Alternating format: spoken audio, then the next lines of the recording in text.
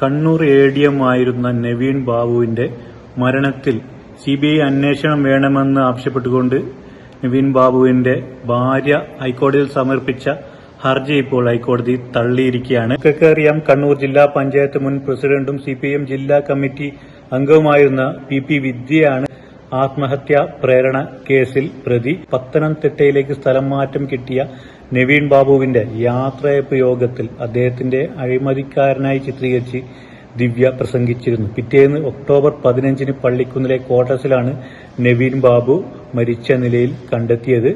മരണത്തിൽ തുടക്കം മുതലേ ദുരൂഹത ആരോപിച്ച നവീൻ ബാബുവിന്റെ കുടുംബം മരണം കൊലപാതകമാണെന്ന സംശയമാണ് ഹർജിയിൽ ഉന്നയിച്ചത്.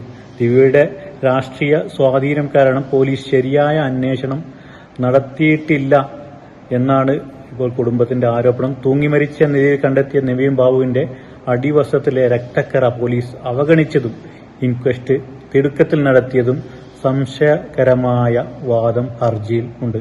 എന്തായാലും ഇപ്പോൾ ഹൈക്കോടതിയിൽ CBI അന്വേഷണം വേണമെന്ന് ആവശ്യപ്പെട്ടുകൊണ്ടുള്ള നവീൻ ബാബുവിന്റെ ഭാര്യയുടെ ഹർജി തള്ളിയിരിക്കുകയാണ്.